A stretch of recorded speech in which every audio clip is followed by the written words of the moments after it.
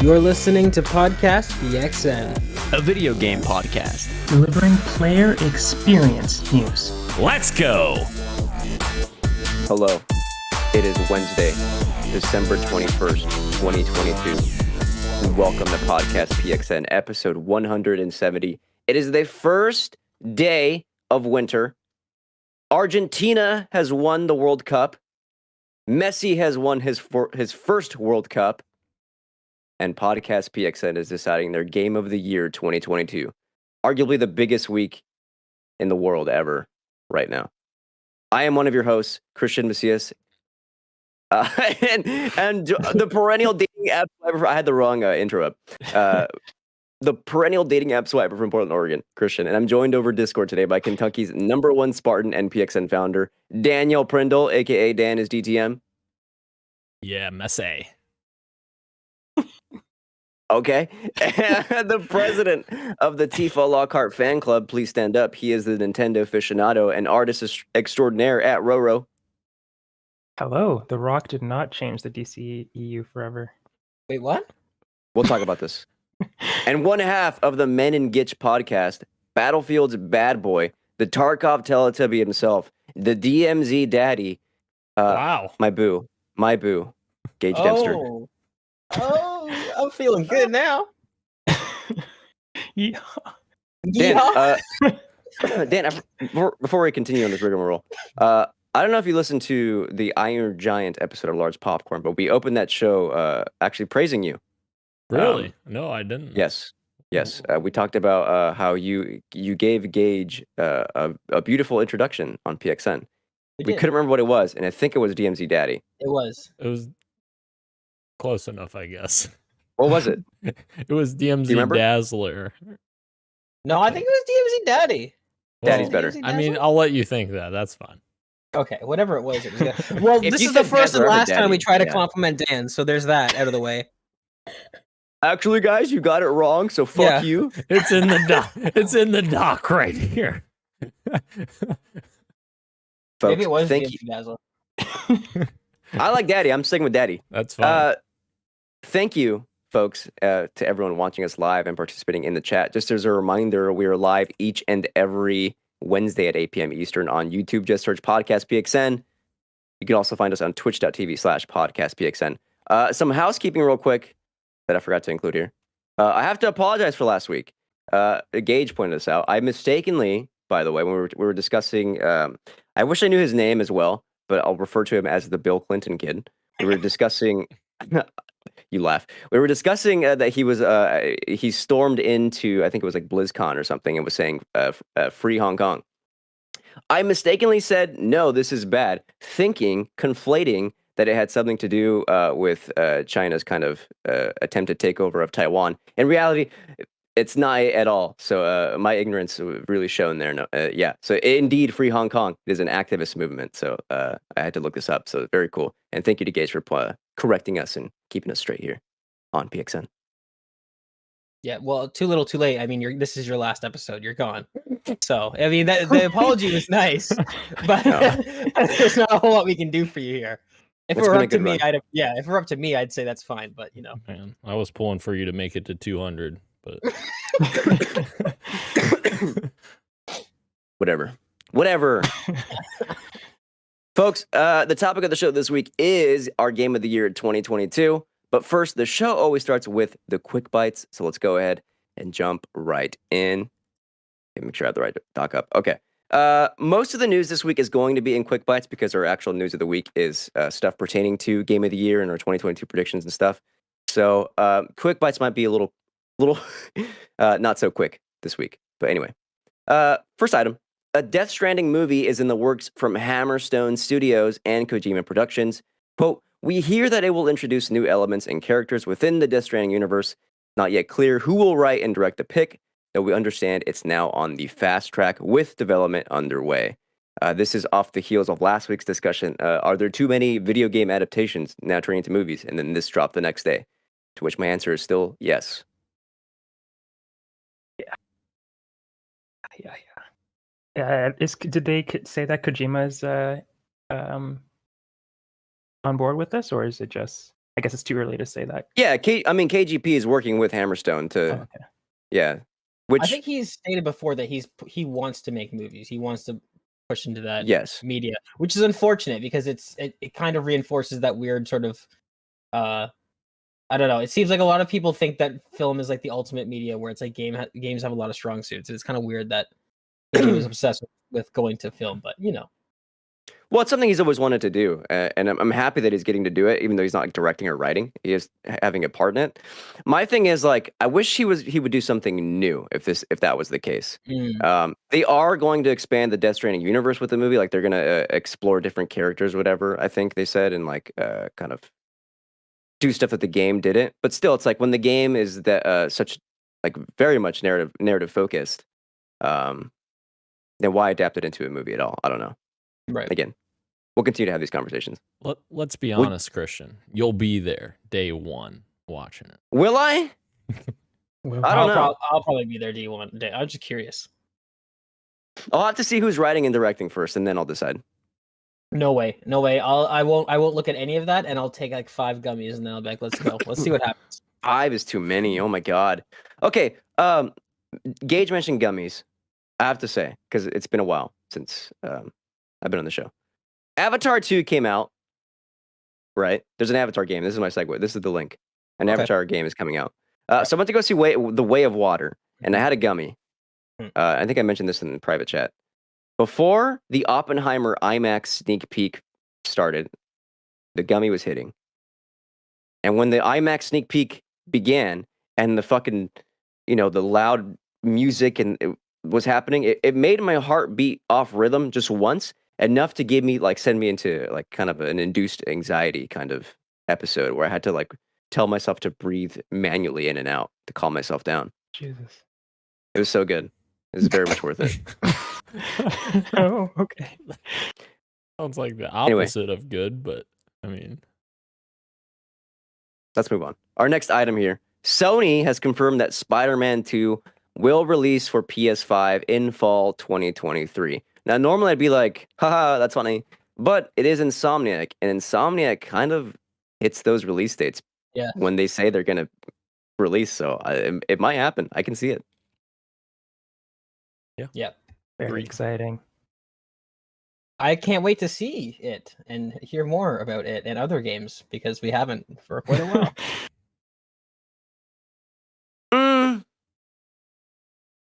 Well, okay, we'll discuss. There's one segment here we'll discuss. Okay, moving on. Amazon has signed to the next Tomb Raider game from Crystal Dynamics. I'm not sure. I think they are the publisher. I don't think they're the developers. Is that correct? That is correct. Yeah. I don't know how I feel about this. It's going to be TBD on whether or not this game is going to be exclusive to. I think the ones in the past were exclusive to the Xbox platform, if I remember correctly. So we'll see if this one is exclusive as well, or if it'll continue with Camila Luddington. Who knows? Tomb Raider? Tomb Raider was not exclusive. Timed exclusive. Rise of exclusive. the Tomb Raider was, but then Shadow was same day and date with everything. Gotcha. I never played Shadow, so I don't remember. Thank you. Yes. But yeah, this is kind of weird because the parent company that owns Crystal Dynamics, they're a publisher themselves, so it's weird that they wouldn't just publish it themselves because it's Embracer, right, that owns them now. It does now, yeah. That's very recently, right? A couple months ago, 2 months ago. Yeah, that's interesting that they're partnering with Amazon for that instead of them just doing it. But I don't know. Maybe need more funding or something. I don't know. Yeah, it's going to be interesting when this game gets revealed to see what it's actually looking like. Because as of right now, I can't really envision what that is. Or are they rebooting, sequeling? I don't know. Speaking of weird new projects, Guerrilla Games continues to expand the Horizon universe with a new multiplayer online co-op project. How are we feeling on this? This is like the 3rd or 4th thing Guerrilla is doing with Horizon right now. That's not main Horizon proper. Sorry. Yeah, I don't know how everyone else is feeling. I beat the first one. I never finished I haven't finished for Forbidden West yet. But even not finishing it, I feel Horizoned out, even though Yes. I haven't even like finished the game yet. I don't really know if I want this, I don't know if there's a lot of people out there clamoring for it either. I just could be in the wrong circles, but I feel like okay, this is a lot of Horizon for a series that doesn't seem to be as on fire as these people seem to believe it is. Yeah, in the same exact boat as you, Ro. Like, I didn't finish it, Forbidden West either, and yeah, I was very much Forbidden Wested out. Yeah, but then again, there's Kirik in the chat who I know loves it, right? That's true. That's like one of his game of the years. So we could be the odd people out here, and then this is like huge news for some people. Right. Power to you, Kirik. But in my opinion, I think Guerrilla should be.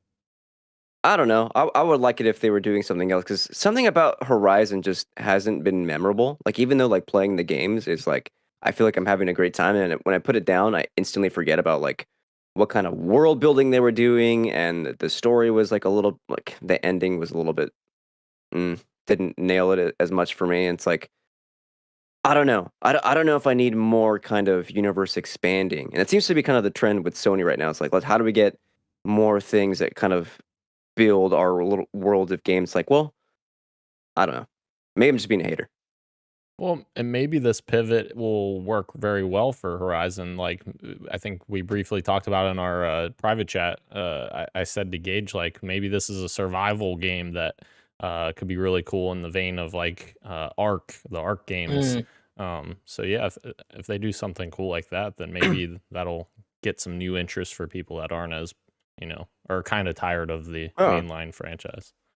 And that could work, just to jump in, because it's not super successful. I actually think it's an okay game, but the Conan Exiles game is very much, you can play it in first person, but it's very much developed from third person. It does have kind of this Souls light sort of feel to it, where it's all about parrying and dodging, but it's still your sort of build up your base, sort of block by block survival game Ark style stuff. So with that, like after playing that game, I could definitely see a world where you could do something in the Horizon universe like that. Now, whether or not that is warranted is a whole other decision. I haven't played any Horizon yet. I was gonna say Forza. Fuck. That's funny. Yeah. So I mean, it definitely could work if they wanted to go that route. But my big concern is that, like, man, it seems like Sony is just very, very franchise focused right now. Lots of sequels, and not even just like, oh, we're gonna continue with the next game. Like, oh, this is doing well, let's get like a spin-off and a sequel and a movie or TV show tie-in. Yeah, they're just like franchising it like like it's getting a little bit much. That's my only concern. It's like MCU fatigue is what I'm akinning it to be honest. Yeah. They're doing it to every one of their IPs, it feels like. It's almost like, all right, slow down, like cart before the horse type energy. Yeah. Before we move on, I'll say, and this is like on the opposite end, is that Ghost of Tsushima, when they did their multiplayer project that came out like right after that, I think was free. If you owned Ghost of Tsushima, you could play this expansion for free. Was some of the most interesting stuff I found from Ghosts, like the kind of gameplay mechanics that you had to do to work together to like kill enemies with like various buffs. And then in terms of art style, like they got really weird with it in the multiplayer side of it. If Guerrilla brings that kind of energy, I think this could be kind of a fun thing to do with friends as a co-op project. But other than that, I'm not sure how many people are going to be as invested in this. So we'll have to wait and see.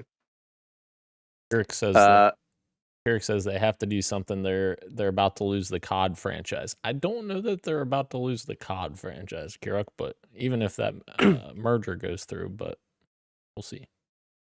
We'll see. Moving on. If that was a joke, that's funny. Also. Got the whole squad laughing. Get it? I get it. 2 bits of Microsoft news. Microsoft could introduce a cheaper ad-supported tier of Xbox Game Pass, according to a survey. 2 quick things. Could not imagine Game Pass getting cheaper. That's crazy. 1. 2, what would an ad-supported tier of Xbox Game Pass look like? Because I have no clue. Hopefully, what if it's like it interrupts the game that you're playing? That would suck. That would not be worth it. I would Not even a little bit. Yeah. Nope. I would hate that. What if they put it in loading screens? There's really not loading screens anymore, really, on next gen, anyways. Yeah. Okay, what if every time Kratos shimmies through a cave, a little thing pops up on the left-hand corner and is like, "Have you heard of PlayStation Extra Plus tier premium?" Dude, I would kill myself. I wouldn't destroy the console. The console stays. I'm done. I'm the one leaving. I don't like this world anymore. Yeah, no, that would be terrifying. Or maybe even. Sorry, Go ahead, Ben. Sorry. No, go for it. I was just maybe thinking like maybe they give you like an hour of gameplay and then you have to watch a 2-minute clip or something. I don't know. There's got to be something, that's going to get them revenue to recoup that. But yeah, I don't know that this is really necessary because Game Pass isn't that expensive as it is, I feel like. But I don't know. I would prefer like in-game ads. Like, you play Forza Horizon, they got like stuff on the side, little billboards and stuff for, Uber Eats or whatever, Grubhub. Anyway, I don't know. Final bit of Microsoft news here in the quick bite. This one is actually worthy of a little bit of a discussion here. Gage sent this at 3:30 in the morning. Microsoft is planning to do some event in Q1 2023. This is a rumor to showcase their promised titles for the first half of the year. Gage, did you read any of this rumor from this Reddit post? I did. So it's so Reddit post. All right, let's all settle down here. It is a link to a Windows Central article by editor-in-chief Jez Corden. Thank you very much. Let's just simmer down. Yeah, there's rumors that they're working on a show for Q1 2023. The rumor within the rumor, which is something that you mentioned in the private chat, but I also mentioned like a month and a half ago, was that both of these big players don't really want to do a big press conference right now because of their ongoing legal battles. Sony doesn't want to be like, obviously it's good for their console to come out and say, look at all these games you can only get on PlayStation, but the thinking is that won't look great for their CMA stuff that they're going through and all that stuff. So, but they're gonna have to get something out eventually, right? Because people, you're still a business, fan base like us, still want to know when things are coming out. So, yeah, rumor is early 2023. What do we think about that? I think How would the optics look for Xbox? Dan, please. No, you go ahead. Because it's the same kind of like nerves that I imagine on both for both companies. It's like, is Xbox super eager to show off their stuff right now when they're like, are they just as concerned as how they would appear to the CMA? If they showed up like, here are all the games coming to Xbox, it's like, okay, well they have a bunch of games coming out too. Like, do they need another merger or another acquisition, I should say? Right. That said, I do think there was a lot of people after the Game Awards coming out and being like, hey, Xbox didn't have like any presence here. And, we're sure there are think pieces out there that are like, 2023 is going to be a big year, but it's one thing to write these things. It's also another thing to show them and build anticipation. They're a little bit, they're this similar, but they're also a little bit different. And I think a Q1 2023 show would go far for Xbox people. That'd be a great place to show off Wonder Woman if they have that, as well as Indiana Jones, either of those two. And if anything that Ninja Theory is working on, whether it be Hellblade 2, another look with a release date, or their Project Mara, I think would be. I mean, those are 3 bangers right there. If they do anything else, small partnerships, it's all just filling out the show and getting the slate for 2023 Xbox. That'd be huge. Yeah, and they've got to show something like for this year. Like we've got virtually no information about games coming out this year besides Redfall and Starfield. Like, of course, we know Forza's coming, but like we've seen nothing from that game. And there's a lot of stuff in the fall that we're not really sure what we're going to get because we don't know when Starfield's coming out. Maybe it gets pushed all the way to the fall, which would be a year, I guess, push from what it was originally supposed to be. But yeah, they've got to start showing some stuff because they made all those acquisitions many years ago, and we're still waiting to see the fruits of that labor. But hopefully start paying off here soon. We'll see. Ro, any thoughts from you before we close out Quick Bites? I don't know, I put you on the spot. I'm sorry. No, it's okay. No, it's all right. I really hope that they do show off some stuff, and I hope that that goes for everybody. Because I feel like we haven't seen a lot from anybody, any of the big three. Nintendo, Sony, and Microsoft obviously included. But out of the three, definitely Microsoft, as you guys were saying, is the one who could benefit the most from it. Because I feel like people are going to show off from Nintendo and Sony no matter what. But I think Microsoft needs to show off what they got cooking the most. Especially after the Game Awards, where even Nintendo didn't have that much to show besides the Fire Emblem advertisement for the DLC. But I feel like that conversation is so different than how we talk about Microsoft in like the past year, because Nintendo has Breath of the Wild, and that's really all they kind of need for people to be excited. So yeah, I hope Microsoft does the Q1. But I hear what Gage is saying with the whole Call of Duty debacle, where they're kind of just waiting for the other guy to drop the hat there. Right. And I think Nintendo kind of gets away with it too, because they do a really good job of communicating regularly with their directs. So it's not like Nintendo fans are waiting with bated breath for once or twice a year to hear what's up. Like, you guys are regularly updated, with one game at a time, a little 20-minute direct. So I feel like that's why Nintendo fans, whenever these events happen, it's never really an expectation, because you guys know you'll get a direct within the next, 2-3 months about one game coming up. Kirby Air Ride 2. Let's go. You know what Gage needs? Ro, you said that Nintendo has Breath of the Wild. That's all they need. Gage, all he needs is State of Decay 3. All I need. Just give it to Microsoft. That's all I need. More like micro hard. That is it for our Quick Bites. Let's move on to our PXN News of the Week. Yo, today we're going to tally our 2022 predictions. Oh no! A long time ago, in a Kentucky far, far away, we decided to give 3 predictions each on what would happen in 2022. Oh no! Oh dear! It is time to go over our predictions and tally up the points. We're gonna do. I did too. Yeah, this is exciting. We're going to do everyone's first ones, and then everyone's seconds, and everyone's thirds, okay? My order here that I wrote them down is Daniel, then Ro, then me, then Gage. Dan, Starfield is delayed to 2023. What? Yes. Let's go. Wow. All right. Starting off strong. And starting off strong with 1 point. That's epic. Great. Ro, God. Mario Odyssey is unveiled. Mario Odyssey team unveils their new game. Either a Donkey Kong game or Mario Odyssey 2. Did not happen. No, did not 0 happen. points. Ooh. Where is their game?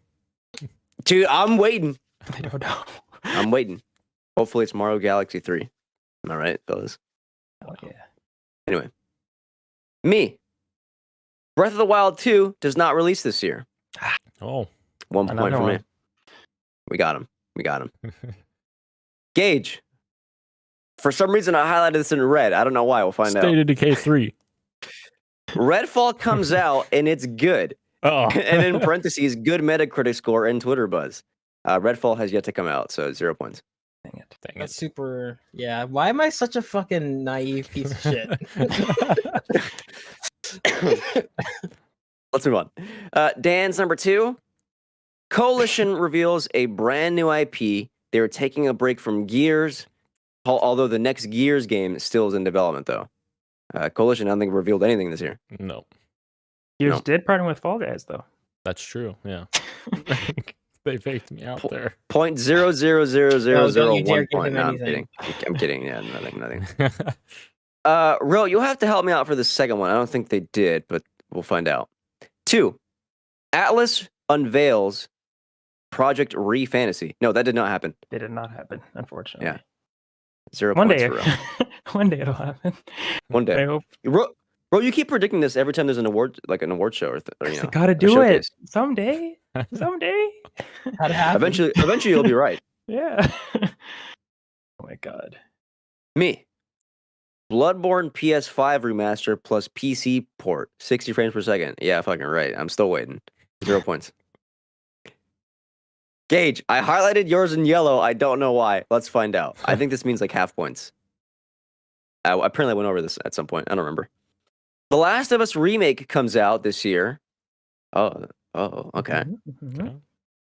First PlayStation game that comes day and date with PC. Oh, you damn. almost had it. That's Almost half a had point, it. I guess. Half a point for you, Gage. I think Half. this is the soonest turnaround by far, though, because it launched in September, coming out in March, Yeah. right? Yeah, you're right. Hmm. Nailed it. Didn't nail it in early 2022 when you predicted this, but still. Dan, your final one. PlayStation announces Uncharted 5. It's not No. named 5, and it stars What? a spoiler. So, Bro, way out of line, way out of pocket. There's no I way I didn't give respect you it. shit for that. I respect it, Dan. You swung for the fences. I did. And that's the fun. Yeah, I respect you. Thank you. Ro, a new Nintendo Online game, Zelda game, Dungeon Crawler. Oh, okay, I understand. A new Nintendo Online game, similar to like the Mario one. Yeah, It's a Zelda game and it's a Dungeon Crawler. did No, not. no. Ro, you Feels are like at they're 0 done with points, my that. friend. Oh my god. What else is new? Me, final one. Naughty Dog. Naughty Dog announces a new game this fall. It is a new IP. I am still waiting with bated breath. You've been waiting 0 a points. while, apparently. We'll see about that. I feel like there's still 3 teams. We talked about this anyway. Gage, your final one. Xbox Capture overhaul. We're talking clips, party chat audio, editing, etc. Wow, I really gave them way too much credit this year. They couldn't get one of those things. And now you may be And thinking, that didn't come from nowhere. They mentioned that in like in a Xbox Wire forever ago that they were gonna overhaul the capture. God damn it, Phil! I think they did make some updates to it, but it wasn't to the extent of like what you were hoping for. Like, Oh yeah, the captures work perfect. Like they work now. That's the update that Yes. they made. yeah. Like we still can't do anything with them.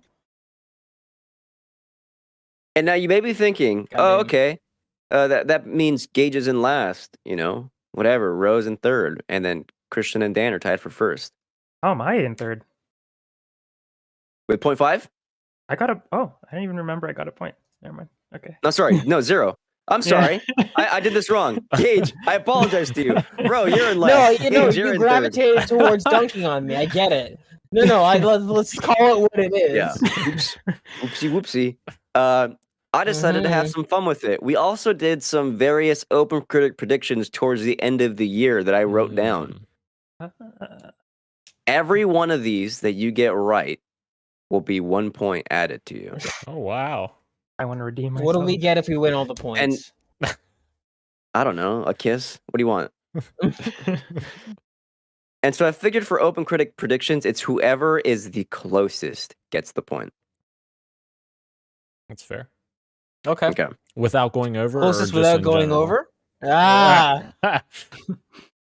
Oh, I'm sorry. I'm not unaware of this. Is that Price is Right? Yeah. Yeah. We could do that if you wanted to. It's up to you. We're just clarifying. Yeah. I'll let you guys decide. I mean, I haven't started looking at the. I guess let's Open just do critic. closest to, because it could, like, Metacritics can kind of go all over the place. It's Okay. fair. I'm on open critic because we did open critic predictions. So Whatever, that's same thing.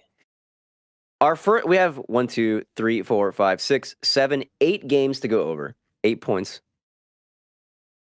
I already know. Our first one up is that I Sonic Frontiers. screwed Oh god.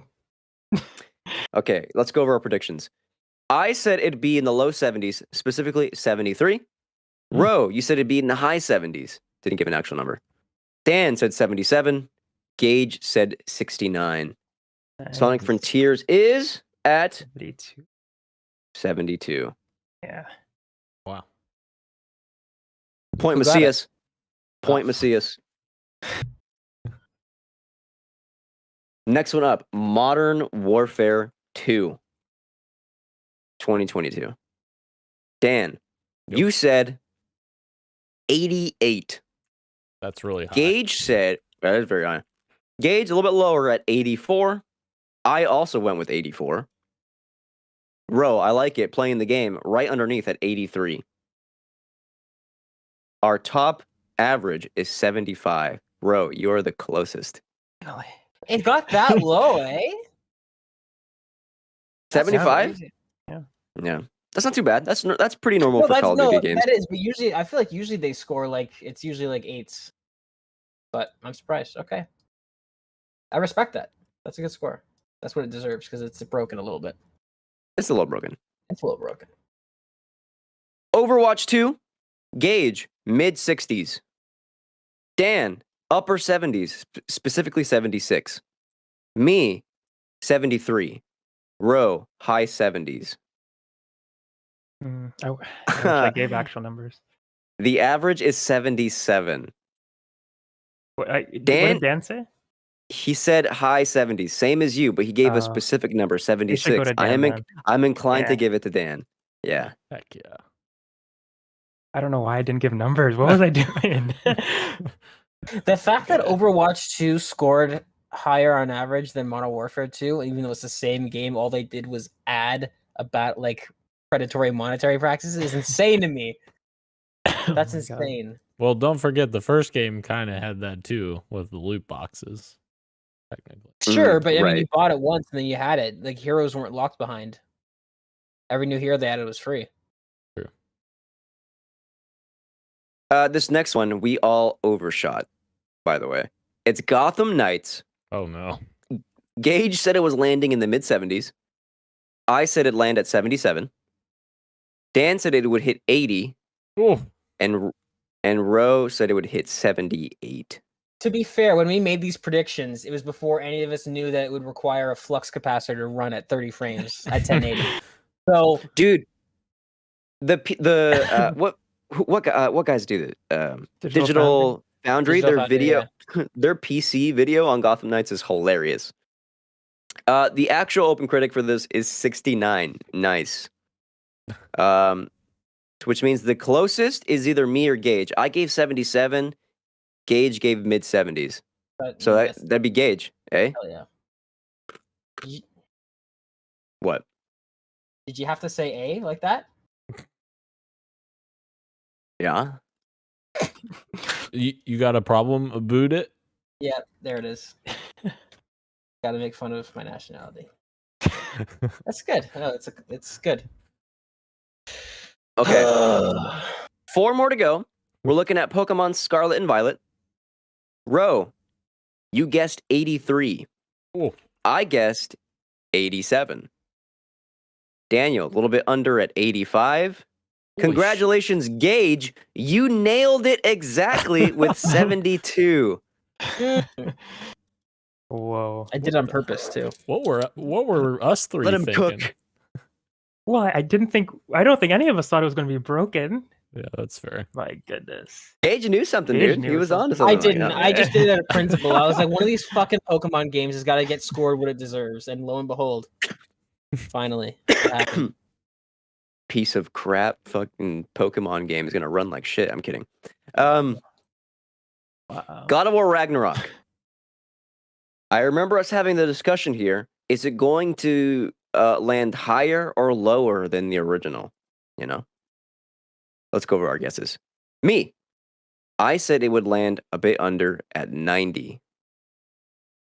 Dan, you said 92. I should look at what the original is. I think Hold it's the phone. 94, right? Or 95? 94 open critic. Okay. So me, I guess 90. Dan, you guessed 92. Gage, 89. And Ro, you also came in with 92. We allowed it. We allowed it. Oops. Can you guess? We want it. Wait, I don't Ro know got it. where you are. This way. There we go. There we go. Can you guess the open critic for Ragnarok? 92. Okay, well, you're looking at it. Oh. Yeah, it's 92. Is it? Yeah. Hell yeah. Nice. I'm sorry. No, 93. 93. It's 93. Oh, close enough. It's 93, yeah. So Dan and Roe both get the points on that one. Yeah. Here we go. Callisto Protocol. You were dead on with this one. I remember. Look at him getting giddy. I just watched I mean, I said this in conversation. I'm looking at my guesses. It's like, damn, why did I guess this? I remember. No, I remember because we all thought you were going low, but you've got this fucking right on the money. I can guarantee you. You'll see here. Callisto Protocol. Dan, 89. Rip. Gage, 88. Me, 86. Wow. Fucking Roshan, 85. There you go. You got it. Of course, Callisto Protocol not getting very good reviews when that came out, and that hit at 68 at Open Critic average. I could have sworn you went like 10 points lower on that one. Wow. I was way off base. Never mind. Roshan wins again. Also, by using his bullshit strategy. Don't hate the player, hate the game, eh? It's a strategy. I'll hate both. It's fine. Oh, I fucking hate you guys for this. Uh-oh. Okay. Last one. High on Life. Me. I guess 73. Dan. 80. Gage. Quit biting my ankles. 73. Roe. Quit biting our ankles. 73. Just bite everybody's legs. Yeah. Open Critic average. 70. We all split the points on that one. Dang it. So, okay. Here's what I'm going to do. I'm going to work backwards. Let's do, since Roe was in last, I'll add all our rows right now. Mhm. Ro, I It's just the- want it's to im- tell. I just want to tell you, I watched back the clip when we did our fist bump, and we You both did the were. opposite direction. Yeah, Yeah. it's like- I had a feeling. Oh god. I was looking at my screen here, and then Yeah. I looked on the Twitch bot, and it's like, wait, my books are on the other side. Wait, what's going on? Oh my god. That's great. Give me another 2 minutes here, and I'll have final scores. Fill the air for me. Do do do. No, I'm just kidding. Yeah. Can we just talk about how I gave way too high of scores for everything? I gave 80s and aboves. It sounds like for almost everything. You had faith. You had Yeah. faith. I was too high on life. Get it? High on life. Sorry, Have you started that yet? that was funny. We'll get into that it in would the be- next segment. Yeah, that would be a different discussion, Gage. Yeah, Last one. Oh, yeah. yeah. Bum, bum. Na, na, na, na, Bum, na. How about, Here we go. Oh, sorry. How about what? I was just gonna say, how about Glenn in the chat, who's loving Gotham Knights game at not such a great. Glenn's eyes are really bad anyway, so he can't really tell when the game's running at 22 frames per second. He's just like, oh, it's Robin. I love Robin. I hate you guys. In fourth place, me. Yay. Oh, wow. Nice. Dead last. With Nice. 3 points. Gage, you salvaged third place with 3.5. That's bullshit. How does this Wow. keep like even when I win, I still lose. Winning for me is just coming in not last. Second place, Glenn. We Wow. love you. Oh. And tied for first with 4 points each. Let's No Daniel go. in a row. way. I hate Dan, dude. Let's go. Bro. This way. Has this he way. lost anything yet? No. That's so Oh my goodness. stupid. And I It cheated. just- I mean, Ro, I think we need to just keep telling them that they need to start listening to us more, right? Absolutely. I mean, Absolutely. Next year, if we do the Open Critic predictions, I'm like subtracting 10 points from all my predictions. For real. And we absolutely should do this next year. And speaking of doing this next year, stay tuned. Sometime in January, we'll be doing our 2023 predictions. That way we can go over this again at the end of the year, because it's usually pretty fun to see what we got right, what we got wrong. And if you're listening, tell us what you think is going to happen in 2023. Will Spider-Man actually release? We'll find out. That is it for our PXN News of the Week. Let's mosey on over into what you got for me. Daniel, you're up. Thank you, Christian. I am right here on. No, I'm just kidding. It sounded like you were introing me for like a game show. I have been playing DMZ Raid, which I played with both Gage and Christian, and man, that was a ton of fun. I think. Ooh, is it good? Honestly, Was it? Honestly, I think that's my favorite part of Modern Warfare 2 is that raid. That was really cool, and I hope they keep doing more of these and they come out with a good cadence. So yeah, it was really fun. We encountered one weird bug that got Gage stuck in one part of the map. Okay, or we're all apes and didn't think to check the option, which eventually cleared it, because that also probably could have fixed it immediately. Yeah. Yeah, we could have went to Important last to point that checkpoint. out, to be fair. That's fair. Yes. The thing is, with these raids, I'm sorry, Dan, keep going, and then we'll talk about it after. No, yes. I was just very excited to play it. It was very unique. Like there was a lot of cool tasks that they had you do. Like you look through the video monitors to get different codes to enter codes into the system, and just us figuring that out was really cool. And then Christian going up there and just typing a random 3-digit number, thinking he was going to get it on the first try. No. Right. I'm Okay, just kidding. you didn't listen to me, Oh, I'm kidding. you bastard. Never listen to me. There was no way for me to exit that without submitting a code first, so I had to type in something. Hence the 696. Yeah. Mm. I will say, regardless of how you feel about it, whether or not it hit for you or not,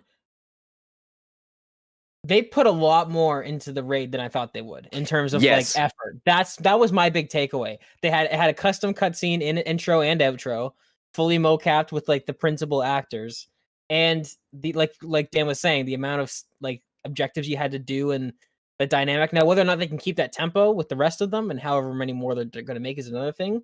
But I just wanted to point that out there. Whether or not the raid hits for you is besides the point. I'm surprised with how much effort they put into it. I think, yeah. I was fully expecting just like another co-op mission, but like with the difficulty cranked, and it's just annoying. And don't get me wrong, this was fucking annoying at certain parts, but like it was kind of fun to do the puzzles and like the sharing the oxygen and all that stuff, right? And can they keep it unique? That's what I hope, that they keep changing it up Right. and not like, the next section has another thing where you look through video cameras to get, you know, Right. Right. keep us guessing. I like that a lot. My biggest surprise with the raid is how much they had us engage with the mechanics. I think if you're going to do a raid, like the big inspiration right now is going to be Destiny, because I think Destiny does really long and unique raids. I don't think Call of Duty is anywhere close to that. But what they offered for the very first one is at least a kind of taste at that in the world of Call of Duty, and that was fresh enough for it to be fun in Call of Duty. I don't think it was as complex as anything that like Destiny does, but it still felt satisfying to actually be doing it in the moment in Call of Duty, and it was pretty fun. Especially like towards the end, like, oh, rotate, like that. That's just Right. like that's just cool. Well, And then yeah, and to go on the back of that, the barrier to entry is way lower because in Destiny you have to have the right equipment, the right weapons. You got to make sure you're at the right level. Like this, you can just pick up and jump right in. You don't have to worry about any of that. So that's very that's cool. true. Right. For future ones, I would love to do like some kind of like class setup. I think going into one would be really cool. I think that's a missed opportunity because their co-op is the same where you can't select that stuff. Yeah. And it's strange because I know in Modern Warfare 2019 you could go in with a custom loadout. So I mean, maybe that's something they can fix, in post, as it were. But I agree with that. It'd be cool to have some sort of like progression that is unique to that, because then you could start getting into the more complex Destiny like raids where it's like, okay, make sure you have equipment like this and that and so on and so forth. And I will say, apart from that bug that kind of let Gage just kind of sit there for a while Dan and I had to progress for him, I thought it was a very cool first raid. Yeah. I think everyone should. If you have Call of Duty, it's 1,000% a thing you should be trying out. It's pretty fun. And we should point out you actually get a decent, worthwhile reward too in a game that is incredibly stingy and notorious for putting all the coolest design things behind a $20 paywall. They give you a pretty cool skin and a new operator for completing it, which is cool. And as long as they keep doing that, even if it's only like a weapon blueprint, I think that's totally fair. I'm really liking. Again, it's the bare minimum. I think it should be a lot more across the industry. But in terms of this year's Call of Duty, I'm liking how you can play a lot of these different game modes and get something from all of them. I think they've done a good job at making each of these game modes kind of feel like they're worthwhile in a sense, like relative to Call of Duty. I take it back. My favorite part about this raid is when you guys made me get out of bed to play it. That was sick. Right. You were not gonna get it, and we are like, no, you're gonna come up and play, and for some reason you did. And it was great. Yeah, it was great. I needed you. We needed the third. Yeah, I was the third. Dan, what else? Indeed. I have also, and I know I just reneged on everything that I said I was going to do last week. Dan loves not to play games. No, finish that's games. not true. I was literally doing stuff every day until even through the weekend, and I was like, shit, it's Sunday night, and I haven't played any more God of War. Wait! Yeah, I pretty much said that. I was like, wait, I haven't played any God of War. So at that point, I was like, all right, I have a decision. I could play a few more hours of God of War, or I could try to get more breadth of games. So I had planned to do more than just this next one, but this next one kind of pulled me in a little longer than I expected. But High on Life, I checked out, downloaded. A lot of people have been actually praising it despite the mixed reaction on reviews. I guess it's at 70, so that, or whatever it was, 70, I think, which isn't bad. It's pretty good. So yeah, jumping in, I had zero expectations. I've enjoyed the trailers that I've seen. The comedy seems like very up my alley. So I jumped in and played, and so far I'm about three hours in, I think. And I am very much enjoying it, and I really like the comedy, as I was expecting to from the trailers, and I think it's pretty well written, despite maybe the story being just like a little bit, like what the hell's going on here. It's just fun. I found a lot of fun stuff in the gameplay mechanics that they put in while being basic. Like it's just fun to shoot these stupid aliens. I don't know. But yeah, thus far I've enjoyed everything that I've played in the 2.5 hours, 3 hours. Yeah, the weapons talking are just fantastic. I love that. I eat that up. So really cool. Bro, what have you been getting into? River City Girls, more River City Girls 2. I've been playing that. For those who don't know, it is a side-scrolling beat 'em up, sort of like Teenage Mutant Ninja Turtles Shredder's Revenge that came out earlier this year. And this is the sequel to the first one, but it is part of a long-running series called River City Ransom that has been around for years and years and years. But this is one that is that stars the girlfriends of the main characters of the old ones, and it's awesome. It's just pure fun. Like everything about it is fun. The gameplay is fun. The music is fun. The story is dumb in the most fun way. It's presented in like a comic booky style, like the cutscenes. It's like pages of a manga, and it's all voice acted, and it's really fun. Like I'm having a blast with it. Leveling up the character. There's like I think 6 playable characters in this one, and I'm playing as Misako, which is the black-haired girl. And yeah, just leveling her up and just getting more combos and different abilities is lots of fun. I really don't have much to say about it besides it's fun, because it's not like it's not a super in-depth game for me to go on and on about it critically. It's just a fun thing to put on and grind out. There's a bunch of secrets that I've been able to find. There was like a door that I found earlier on in the game, and there's like making Signalis like esque sounds coming from it. It's like, this is weird, like what's going on? And it said, don't forget to come back to the secret once you've progressed the game further. And it's like there's a bunch of stuff like that where you play the game, you find some Easter eggs, don't forget to come back to this and uncover it later. And that's been grabbing my attention as well. But yeah, it's definitely itched its way onto my favorite games this year, even though it came out near the end. Yo. But yeah, I'm having a blast with it, and it's awesome. Definitely my type of humor too. Like the writing is what I like when they do comedy in video games. It's very, very meta, and sometimes that doesn't work. Sometimes that's pretty cringe, but it's working here for sure. Sometimes I feel like I'm Ro's father.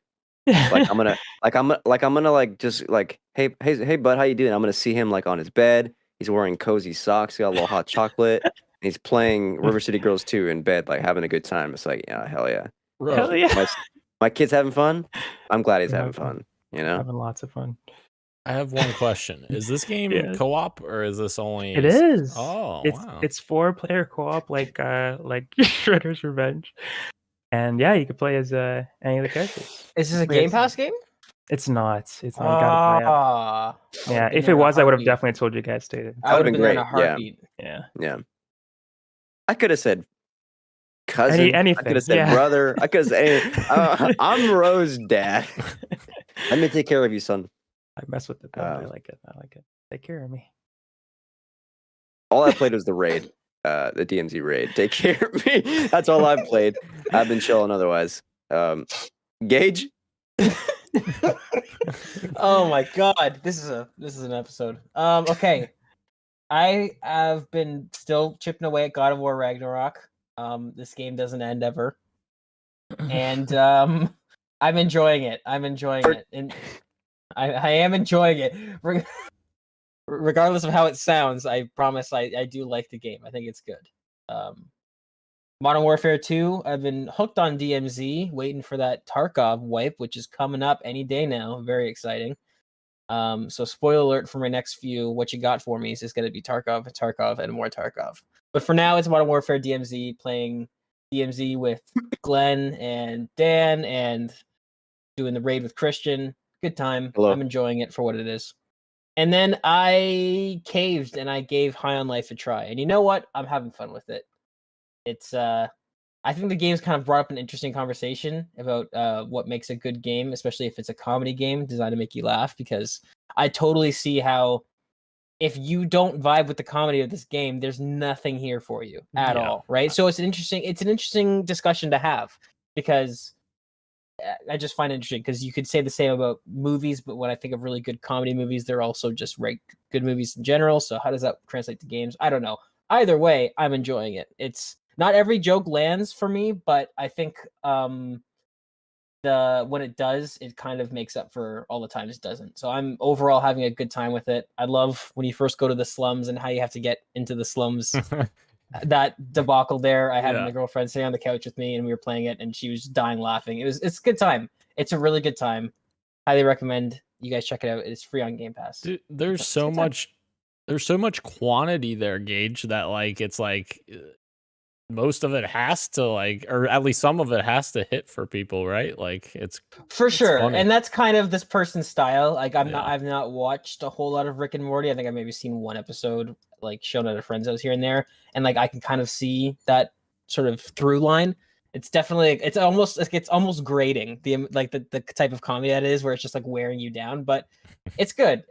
I find it funny, and like some of the more, the reason why I really like comedy games is like I like when you can play a game that sort of makes these jokes that only you would get as somebody who plays video games, right? Like there's a lot of things to poke fun at, and like we've all seen a couple snippets here and there going around on Twitter, but there's more than that in the actual game that's a bit more nuanced and fun, and it's kind of fun to play a game that just makes fun of games and like some of the niches and cliches and nuances and stuff like that. So I'm having fun with it. Definitely, I would not spend full $40 on this. I don't think it's quite worth that. But if you have Game Pass, I would say give it a shot. I have Game Pass, and I found out JB Smoove is in it, so I'm thinking maybe I'll get high. Yes, first of all, that's what we did. So definitely do that. But I think there's a lot of celebrity cameos, whether or not they're disclosed or not. Like just from going through, we were just sort of sitting on the couch going, "Is that this person?" Like that definitely sounds like this person. So interesting. Yeah.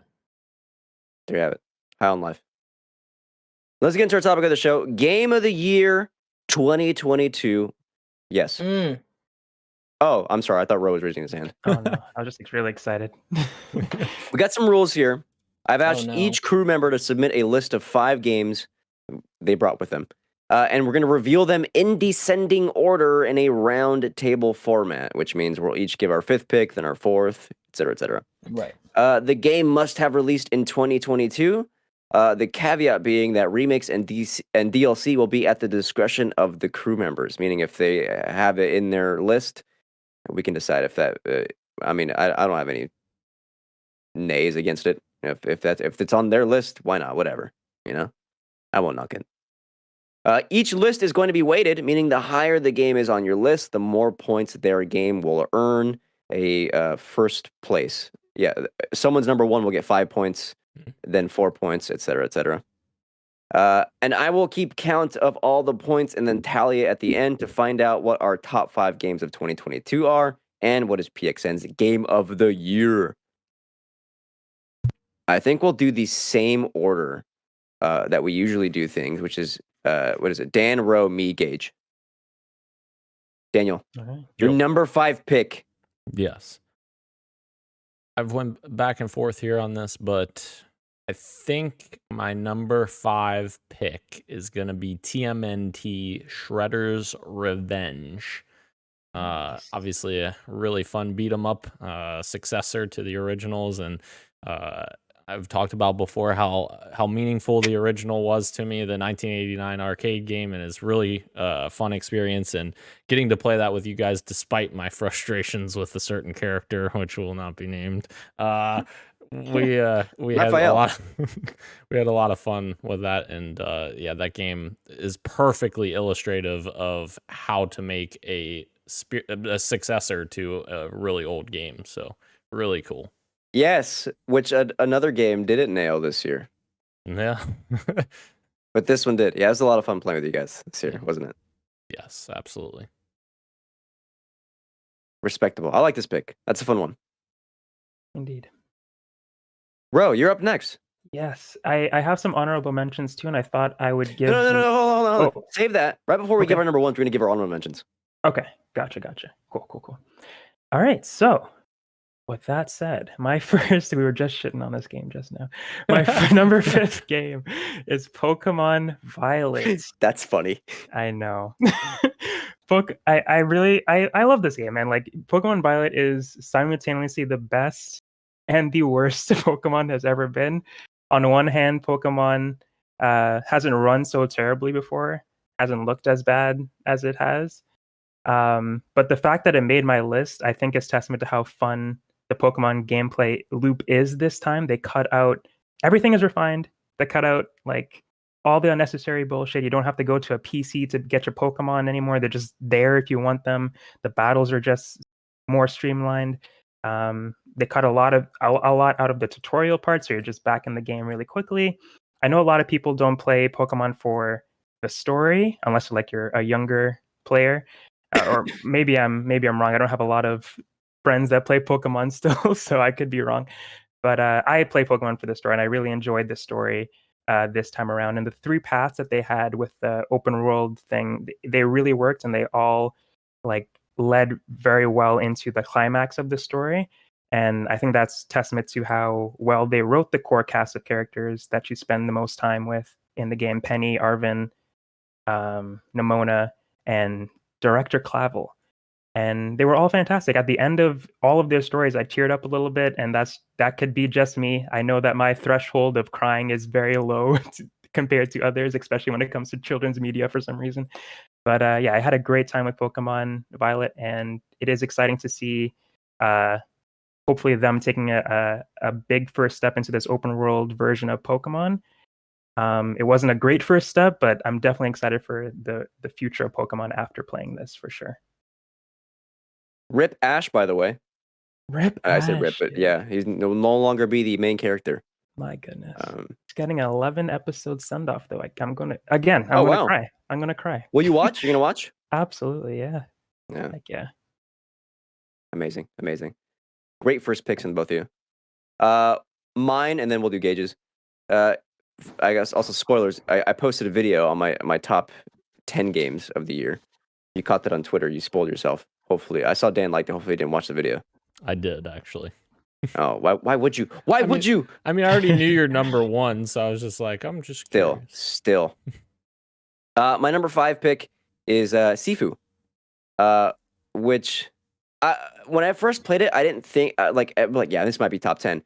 I didn't think it'd be top 5 until I actually sat down to finalized the list, being like, no, this is like one of the best feeling games that I played this year. And the thing about Sifu is that it's great action. It's fantastic gameplay. It's not perfect, but it's still really, really good. And when I think about like the games that I like, especially like with like Dark Souls games that like require like that are difficult games, but a lot of kind of like Dark Souls like games really fail is that it's not difficulty that's the heart of the gameplay. Difficulty is part of it, but it's not the crux. The thesis usually is like how to overcome that difficulty. It's like how am I as a player failing this encounter? What can I be doing better? What did I fail to understand in these mechanics that will then prepare me for my next attempt? And Sifu nailed that. I went from like being, man, I don't know if I'm going to be able to beat this game to, wow, it's been a couple days later and I've platinumed it, and this is one of the most satisfying things I've done this year. Sifu is like great replayability. The art design is freaking phenomenal, especially in level 3, the museum level standout. And I just think it's fucking fantastic. I think it's worth everyone's time. If you can pick it up for like sale price or free, even better.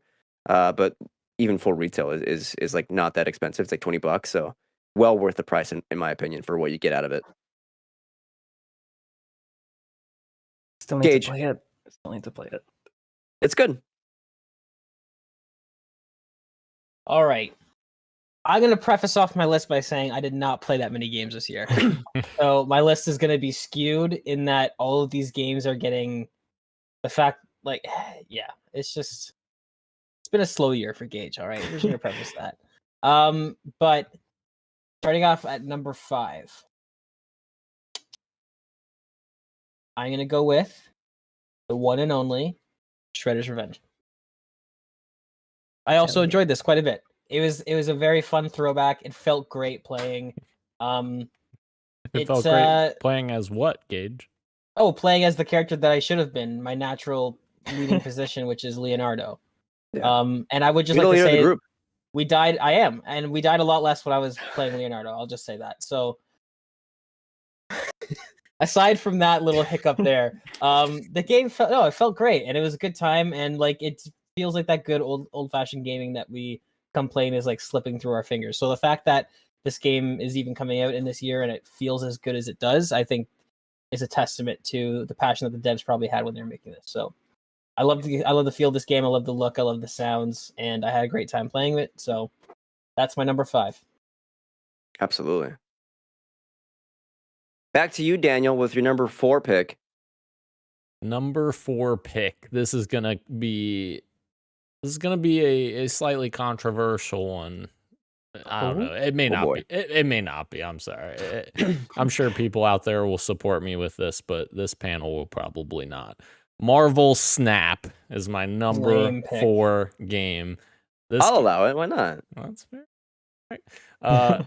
This game is it's really good, and I've literally spent every time like I'm in between something or like waiting on something, or like, if I'm waiting for my food to cook or something that I have a minute or two, I pick up a game of Marvel Snap and I just love it. Like, it brings me back to my college days of playing Hearthstone all the time. And of course, these are the same developers that made Hearthstone. So very good stuff. I really am enjoying this. And obviously I'm a big Marvel fan, of course, that you guys always yell at me for enjoying too much. But I do very much enjoy this game. It's very fun. Very fun. I'm like Joseph Forrest, but instead of saying "fuck the Oscars," it's "fuck the MCU." Great pick, Daniel. Thank you. Marvel Snap.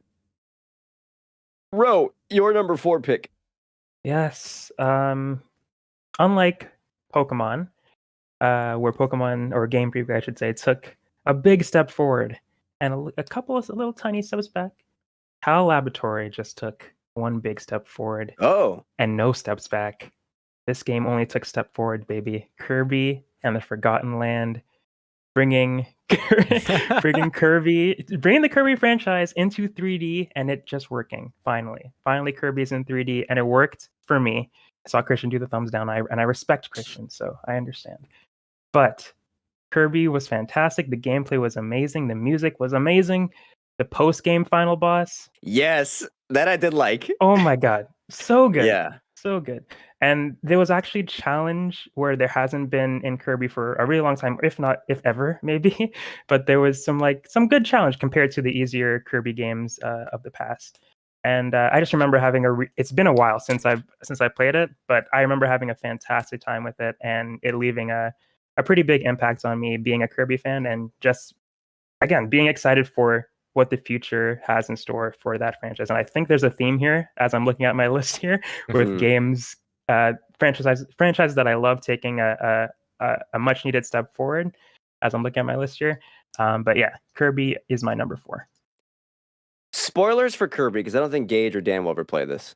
So if you're listening and you have not been Spoil Kirby, for me. Do not spoil Kirby for me. you don't care. I will play Dude, it. I care. That final boss fight, like for those unfamiliar, you're like, again, spoilers warning. You're basically killing God. You know what I mean? Wow. It is so anime, and I loved it for that. It was fantastic. It's fucking metal. It's awesome. I mean, it's great. And again, with the steps forward thing, like fighting God is a very Kirby thing, but how they did it in here is like it's just next level. That is yeah. Kirby games, man. Games. You know, even though I disagree with you, Ro, on overall on Kirby, I respect the choice. You know what I mean? Thank you. Absolutely. My number 4 pick, a game I think I would love a bit more, and I'm a little bit disappointed by. I have criticisms about this game, but that's not what I'm going to highlight today. Instead, I'm going to give the praise to God of War Ragnarok for being narratively, I think, as enriching as what I got out of 2018, if not more so. The number one thing I want to bring up with God of War Ragnarok, despite all the things that I kind of have issues with, is that I think the way it treats its characters, both main and supporting, is a cut above the rest for a lot of narrative storytelling games. It's one of the things, narrative games, Sony's bread and butter. Santa Monica Studio understands character depth so well, and some of these side quests are as good, if not better, as the main quest of this game. It is very satisfying to see these narrative arcs from start to finish in Ragnarok, and it does feel like closure in a lot of ways. So I think Sony Santa Monica should be proud for the game that they put out, because it's for sure one of the best of the years, and it's gonna be a lot of people's favorite ever. Won't be mine, but I'll understand why it's theirs. So God of War Ragnarok, my number 4 pick.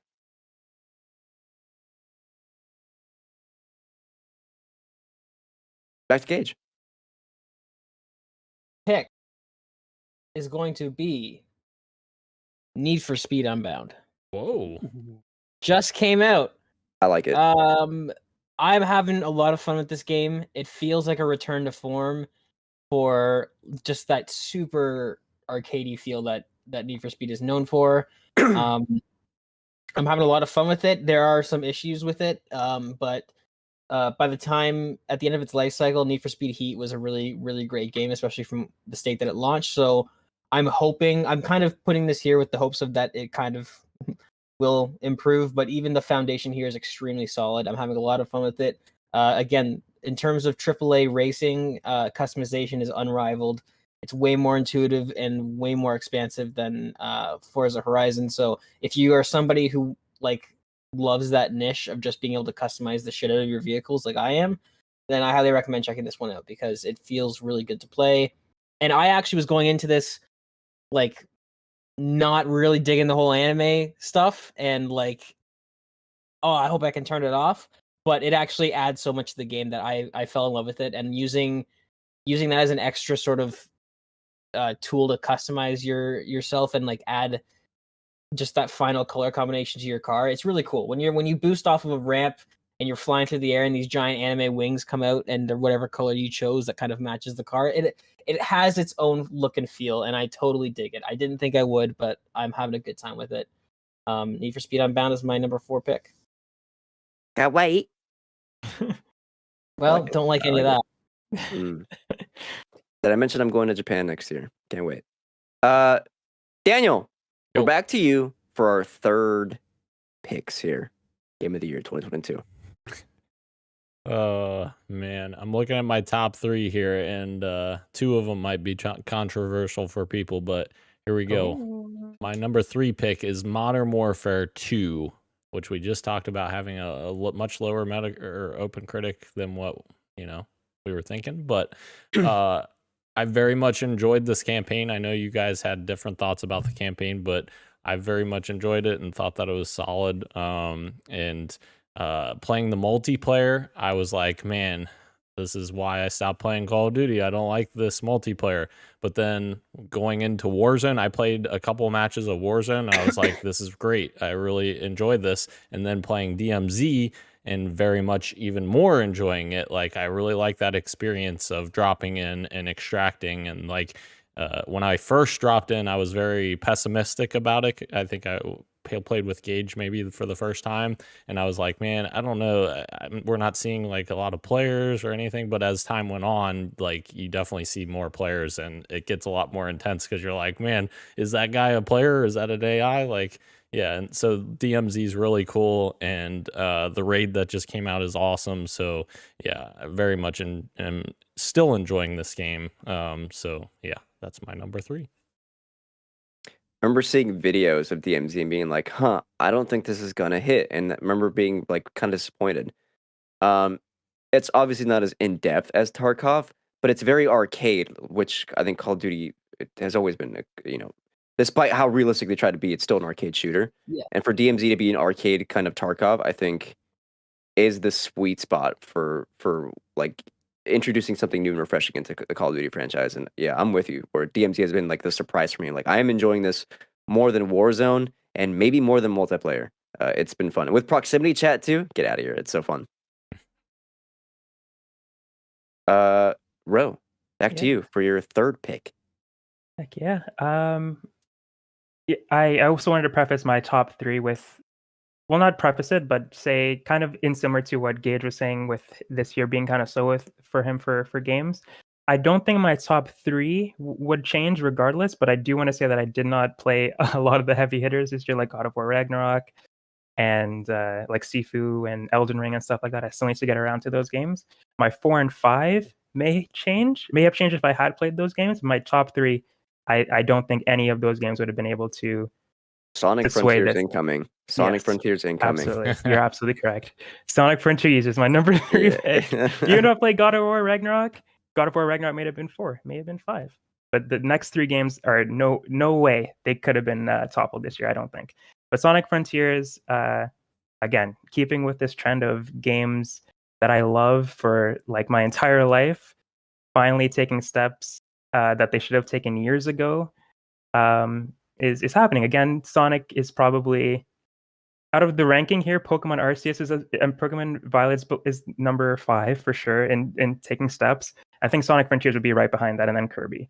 Because they did some really cool stuff, but there was definitely some things that are very questionable. But as a Sonic fan, I love the gameplay and like the cyberspace levels. They were lots of fun. I had a blast, and the story of Sonic Frontiers was, I think, the best in the franchise so far, and that's thanks probably to Ian Flynn, who writes the comics that are really well regarded for their story as well. But yeah, I had a fantastic time. I was expecting to like it, but I was honestly blown away by the soundtrack and just how much fun the open zone gameplay of that was, and the little challenges that were thrown towards a player and stuff. So I had a blast with Sonic Frontiers, and I'm so excited again for the future of Sonic because of this. I think if it weren't open world, I would have gotten my hands on this, if I'm being honest. Yeah, I think you would like the cyberspace levels for sure. It's definitely there's some really good ones in there, but unfortunately to get to those you have to play the open zone parts. Yeah, that's but okay. once you beat the game, they're all right there for you. You can play them anytime you want. That's true. Yeah. As long as the game feels good, I think what you said, it mostly feels pretty good to be Sonic again. Yeah. That's cool. Yeah. That's cool. And there's DLC coming for you. Yes. Oh my god. Yeah. Living my best life right now. Absolutely. My third pick, my 3 through 1 are all really close. Like, it is scary how close. Like, any year, like anytime you would ask me, what is your game of the year, I could make an argument for all three of these. Just throwing that out there. But my number 3 pick is Signalis, by Rose Engine. A game that I'll be thinking about for the next year probably. Especially because I'm working with it in some capacity. But the thing about this game is that it's so surprising and so deeper than I could have imagined. I've mentioned this on the Penultimate Conquest podcast. Like, it pulls you in with the allure of being like, hey, this is a sci-fi horror game that is paying homage to your classic PS1 horror games, your survival horror games, like your Resident Evils, your Silent Hills. And it pulls you in with that. And it still is that. And then you realize, like, it is way deeper and it needs serious untangling. And if you want to find any notion of answers, you're going to have to go back and really think critically about the things that it's taking inspiration from and how that affects our reading of, this character or this moment of the game. And it's something that, like, is what I really crave for in games, ones that like end up being like my favorites of all time, my masterpieces. And Signalis is no different. It's one that I'm oh hell yeah, look at that cat. Sorry, I got distracted. I think if you're looking for a game that is textually rich in things like of horror, of insanity, of the mind, of capitalism, of politics, of surveillance, of colonialism, of existentialism, of drama, of grief, of all these things, Signalis is one that you definitely have to check out. Okay. Yes. Gage. Hell yeah. Okay, so Dan, you thought yours was controversial, right? My number 3 is Call of Duty Modern Warfare 2. Wow, let's go. Yeah, I mean, this is definitely where the lack of playing games is coming into effect, because I feel like I'm going to get around to it eventually. I feel like if I had played Horizon Forbidden West, maybe it would have taken this place, but I don't know. We're going to go with Call of Duty Modern Warfare 2 because at the end of the day, there are certain things that I have to begrudgingly give Call of Duty kudos for. I don't think there's any other studio right now that does better first person character view animations. So like when you are reloading your weapons, when you are switching weapons, and they've got the new pistol fast draw attachment, which is super cool, where your guy kind of like just holds his rifle down to the side and pulls out his gun with his one hand. Very, very cool stuff. And they are second to none. Like, there are certain things you have to give Call of Duty the crown for, and it's like no game comes close. Like, I could say to you that if I could only pick one franchise, I'd pick Battlefield over Call of Duty in a heartbeat, no problem. But like, they're night and day when it comes to some of the animations and stuff like that. So there are certain things like that are fantastic. I really enjoyed the second half of the campaign quite a bit. Like, there are certain things that really hit. And DMZ mode, while it's nothing like Tarkov, and I didn't really expect it to be, it is the same genre. It is an extraction shooter. I think that it's earned that title. I think that it is a fun spin on that sort of style of gameplay. It's very low risk, but still has some risk, so you can kind of get into that mentality of do I bring this key in? Do I not? That kind of thing. And it could totally be coincidence, but every time Dan and I squad up to play this game, we have these bombastic like runs where it ends with Dan driving the car and I'm in the back gunning down a helicopter full of players that are chasing us. Like, it just feels like every raid, and obviously it's not every raid, but it feels like that. Like, it really feels that like every session you and I sit down, something crazy and fun happens. And DMZ is so much of the waiting factor for putting this on the list, because I'm enjoying it way more than I thought I would enjoy it. Definitely no Tarkov replacement, but man, is it fun. I love how you can tell how much Tarkov you're playing, or like you're coming from Tarkov, that you call like entering a game of DMZ a raid. Like, right? I know what that I know what that means. Oh, I didn't even realize. Yeah. No, I did. Yeah. Yeah. A match, I should say. Yeah, you're right. You're totally right. Because raids is a different thing in Modern Warfare. Yeah. Yeah. Because I don't think DMZ is a persistent world today. I think it's like very much same time. It's a match. Yes, absolutely. Yeah. It's definitely It's very much like, again, I think it is fair to call it an extraction game mode, but it is very much a modified Warzone sort of template. They took the Warzone template and just kind of modified it. But yeah, if they do some things, I think that DMZ could really take off. Like, I think they need that persistent inventory of most items. Like, I think you need to be able to have to go into a raid and extract with, 3 high tier vests and keep them in your stash to save for a rainy day. It needs that sort of consistency and persistency, and maybe that comes with a huge rebalancing of how loot works, because like loot it's very generous in this game because it is so arcadey.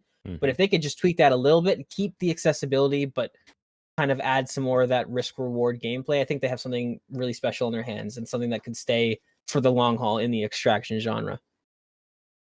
I agree. Dan, we're back to you for our number 2 picks. Soap. Oh, sorry. Christ. All right, my number 2 is going to be another one this will be the last one, I swear, that's going to be maybe controversial. It may not be controversial, though. Yes, it will. It will be? Do you know what it is? The Last of Us Part 1. How did you know? You knew. The Last of Us Part 1 is my number 2 game.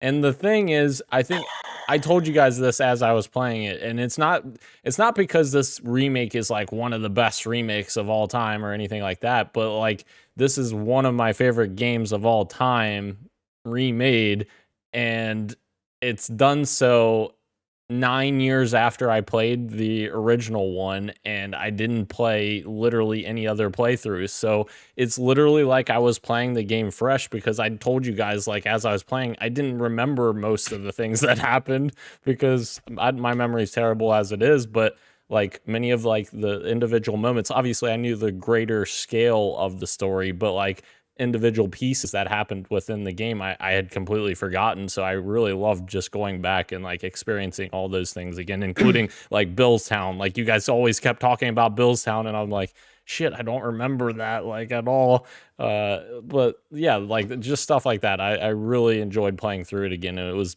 like a brand new experience for me. But I couldn't put it at number 1 because I'm like, this is not a new game. This is just a remake. So I can't do that. But yeah. There it is. Will they allow it? Kidding, of course we will.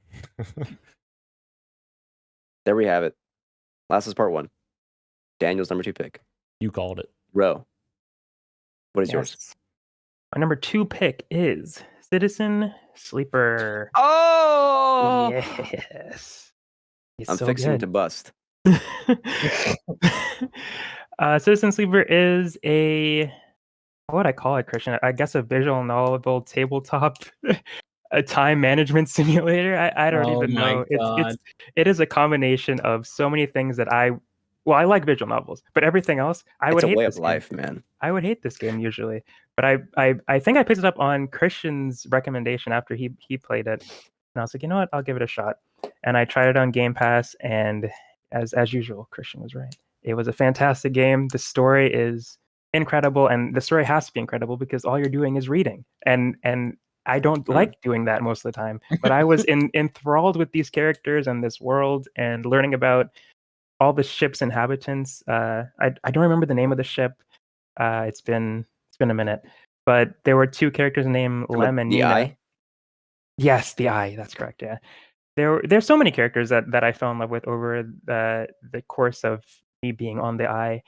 And but Lem and Mina were, I think, my favorites. This daughter, a father and their daughter trying to get off the Eye in hopes of a better life for their family. And yeah, it was a great journey to go on with them. And I don't want to spoil it for anybody who hasn't played it, because I do think everybody on here should play it. But I do understand like the barrier. It's not a high barrier. It's just what you want to do with your time, and I understand that. But I had a great time, like managing the days with the dice. I don't explain the whole gameplay thing here, but I think it's a really fun gameplay loop, and it had me making fun decisions on where I should go and who I should talk to. And yeah, it's the story that's why it's so high on this list, and the writing. And Christian, I'm sure, I don't know if it's on your list, but if it is, I'm sure you can go into a little bit more detail than I am. But I had a great time with this game. Well, let's talk about it because Citizen Sleeper is also my number 2 pick. Gage, you have a question? I do. So it can fall on you or Ro. Is it a long game or is it? Ooh. I guess Ro, if somebody's playing this just for the story, because like you said, barrier to entry, it's a visual novel, totally not normally my type of game. But long. What's up? What do you consider wrong? Long is relative, and like so when to what you're doing though. Like and if I'm stepping out of my comfort zone into a genre that I don't normally play, obviously long is gonna feel shorter. It will feel long because the bulk of the game is reading, and if that isn't what you want out of gaming sessions, it'll feel long. But you can break it apart, and the thing about this is like the writing and the music is so good that it doesn't really feel like you're reading at all. To be honest, you're kind of just lost in it. That's why I'm interested in it. Yeah. Yeah. So I can talk a little bit about the gameplay too. The gameplay is super unique. It's cool because it's simple, but it's also a little complicated. So you play as a sleeper, which means like you are a human being whose consciousness was put into the body of a robot. But sleepers only have so long to live. Without certain things, their body starts to decay. And so you're playing this game in cycles. So every cycle is a day. And every day you have these dice rolls that are RNG. And you use these dice rolls to do tasks. You can choose to either go do enhance your relationship with someone by doing a task for them. You could choose to work to make money, to then buy medicine. You can go buy food. All these things, cost money, and your dice rolls. And the thing is, like each cycle, you are slowly dying, and you are working to stay alive and working to escape the eye in various ways, and they're in a multitude of ways because this game has like multiple endings that you can encounter. But the thing is about this game is that it's so well written. The relationships are so good that it is better than any RPG I've played in this game. And like there is very much one relationship that is so special. I think it's the same one Ro and I probably did our endings with. That like by the time I got to that ending, like I don't normally cry in a lot of games, but this game made me cry. Almost the same that I did when I finished Before Your Eyes, and like that game was really special. Citizen Sleeper is also a game that's like a dark horse for best OST this year. Like that music fucks hard. It is so cool, and it's one of the reasons why I don't mind reading so long because like I am vibing when I'm playing this. Like I am up and I'm in it.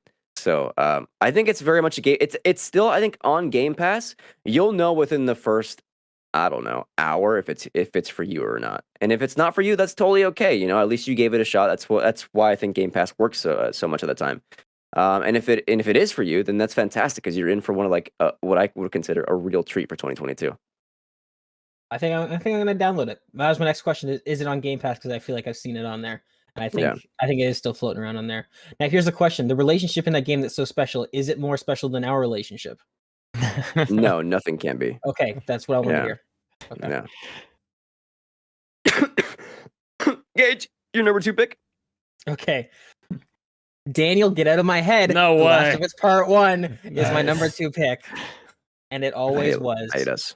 Is our list the same? I feel like our list is exactly the same. Almost, I know it's the same. Except for one. Well, I know. Yeah. Well, yeah, but I know what your next, our next ones I think are the same. Yeah. So you can just tally up the points now, I guess. The Last of Us Part 1. I mean, yes, it's obviously an incredible story. We all know that, and it has affected all 4 of us deeply, which is something that I think is kind of cool. That like of all of our different tastes and whatnot, this one game has affected us all like so intensely, and it does so as well when it's ray traced in 4K. In case you were wondering, so that is this. It didn't offer as much as I was hoping for in terms of how much of a remake it is. I think that actually there's still a decent conversation to be had there because it's towing the line. It's a razor's edge, and this game is dancing on it between remake and remaster. But whatever it is, it's fucking beautiful. The lighting specifically in this game is incredible. I think maybe the best lighting I've seen in a video game ever. I think. and the particle effects, like literally particle effects when you're standing in these abandoned buildings, and especially in some of the missions that take place at like dusk or dawn, which is like a really big theme in this game. The autumn levels, all of it, it's incredible. The audio is fantastic, and just The replaying eyeballs. this game is absolutely. This game is incredibly atmospheric, and replaying it at this fidelity is just incredible. It was an experience, and that's why this is on the list. Is not maybe it has nothing to do with the game. Maybe the fact that it's just like getting this experience in this year in this way. This is a new experience. You can make an argument for remakes, whether they're a new game or whatnot, but this is a new experience for sure. And it hit me to my core, and it's fantastic. I can talk about this game all day long. Great. Isn't it neat how heartbreaking games like this can still be kind of comforting to play through? Yes. It's a weird sort of like emotional chokehold you put yourself in where you feel safe and warm, but like you're also strangling yourself and you're crying. Let's recap here. I won't give point values away, but we'll recap to see what our current standings are, and then we'll go into some honorable mentions, and then we'll give our number 1 picks. Right now, tied for first are Citizen Sleeper and The Last of Us Part 1. Insane. First and second, we'll call it. Third place, Modern Warfare 2. Fourth place, my number 1 pick, which I won't mention yet, but I'm sure you can guess what it is. And then in 5th place is Signalis. Love to see it. Okay. Ro, I know you had some honorable mentions you were really giddy about sharing. You want to give yours first? Sure, yeah. River City Girls, I talked about in What You Got From Me, so that has made it on there. I won't say too much about it either. Or here, I mean. Rollerdrome, I had a great time with. I thought the gameplay in that was just fantastic. I had such a great time with that shooting mechanic and just like trying to learn the controls, and I wouldn't say I mastered it, but becoming good enough to beat the game. And I had a great time with that, and the art style is awesome. Pokemon Arceus, I will not say anything more than just the name of the game, but it's on my honorable mentions. And the Night Witch, which is a new Metroidvania that came out in November, and I'm still chipping away at it, but it is easily, I mean, I haven't played a lot of Metroidvanias, but it's one of my favorites for sure after playing it, and a beautiful art style as well with that one. I've seen some of your videos on it. That game looks awesome, and I if I wasn't trying to be financially responsible, I would be buying so many games right now. It's really good. It's going to get pricey in 2023, I'll tell you what. Yep. Dan, Gage, do you have any honorable mentions? I do. Dan, I'll let you go first. Okay, I'm sure they'll be the exact same. No. Yeah, well, yeah. High on Life. Yeah, no. Wait. Well, to be fair, I didn't include High on Life in this at all because I only played 2 to 3 hours of it, so I don't feel like I have a good enough, feel on that to put it in. That would also be insane, I think. Yeah, it probably would be. But honorable. It's fun, but that would be insane. Let's be real. Yes. Honorable mention number 1, Horizon Forbidden West. I think it didn't make it in there because the gameplay is fun. I really like the gameplay of Horizon Forbidden West. The thing that holds me back is the onslaught, I guess, of dialogue in that game. It just has held me back for this long to even finish that game because it's just a lot. It's really, it weighs heavily on me every time I try to play that game, and I'm just like, I just want to play through it. That's all I want to do. These are honorable mentions, Dan. What are we doing? I'm sorry. Dying Light 2. Fun game. Fuck this game. Fuck this game. No. I know. No. That's my only complaint about it. Let me be fair. That's what's holding it out of my top 5. So gotcha. I understand. But Dying Light 2 had a lot of fun with that. Great co-op. Haven't finished it because of someone, Sheldon. But no, it's a great. Call him out, man. Great time co-op wise. Destiny 2 Witch Queen, which I feel like Bungie doesn't get much acclaim for their expansions, even though they're kind of pretty much full games essentially. Had a lot of fun playing the campaign with Ro, and yeah, that was a lot of fun. Yeah, and that's it. Okay, Yes. then I know where your number one is. Yeah, I know what your number one game is. Yeah. Very cool. Very cool. Destiny 2 the Witch Queen, more like Destiny 2 the Bitch Queen. Whoa. Hey. Oh, She has feelings. little baby Yeah. back, little. Okay, so here's we're gonna do something fun for my honorable mentions. You ready? My honorable mentions, all of them are gonna consist of games that I haven't played. Right? Okay, so I'm gonna give a Nice. shout out to Evil Dead the game because I heard it was actually a pretty fun asymmetrical shooter that got entirely overlooked. I don't know if that's Oh. true or not. It's on my wish list though. I'll buy it eventually when the servers are dead, and then that'll be fun. Nice. Yeah. So I want to give a shout out there.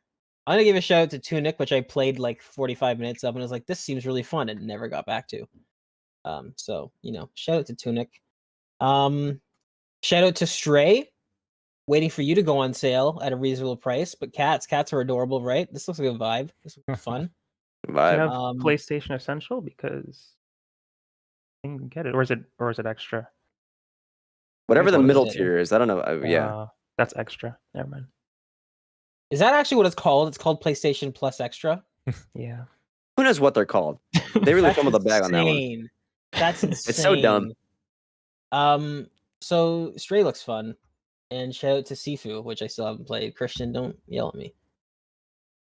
I won't. That's fine. It's coming to PC soon. You can pick it up then when it's on sale. That'd be perfect. Is it not already? I thought I saw mods for this. Is it Actually, not you're already? right. It is already on PC. That's right. Yeah. There was a Batman mod I saw. It was pretty cool. There's also Daredevil mod hallway thing. It looks really. That's cool. even cooler. That's even Yes. cooler. Yeah. Dude, Sifu's fun. It looks fun. It looks really fun. Yeah. Those are my honorable mentions. Very cool. I like it. My honorable mentions: Vampire Survivors, still as addicting as ever.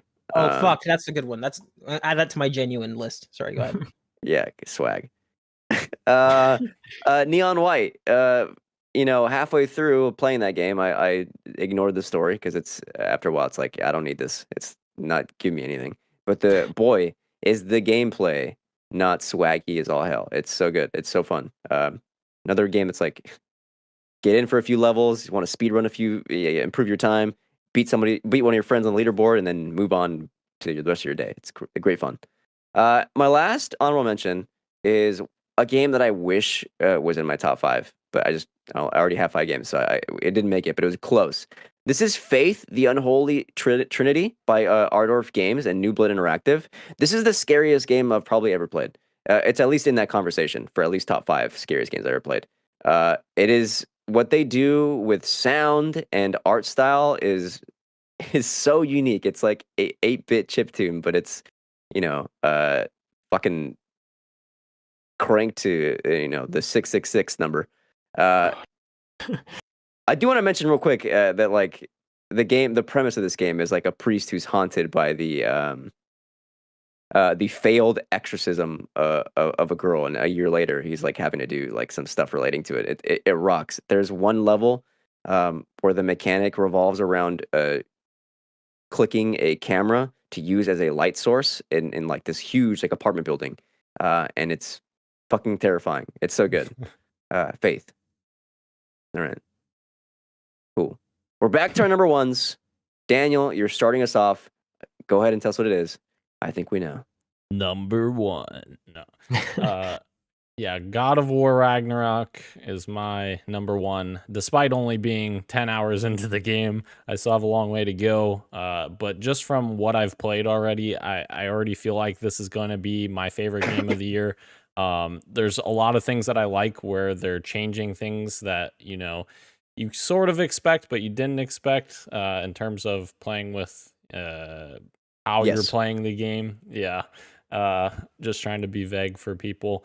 But I really like a lot of that stuff where they're switching it up more than the original game. I think that's really cool. And in my criticisms of Horizon Forbidden West having dialogue that's just like it just goes on and on and on, God of War, in contrast, I feel like has dialogue that is very concise and it's very meaningful. And I really like the dialogue that's happening thus far in the game, and feel like it's not dragging on too long. It just continues pushing you forward, down the main path. I really like that. I love Atreus, and I love Christopher Judge as Kratos again. Fantastic performances.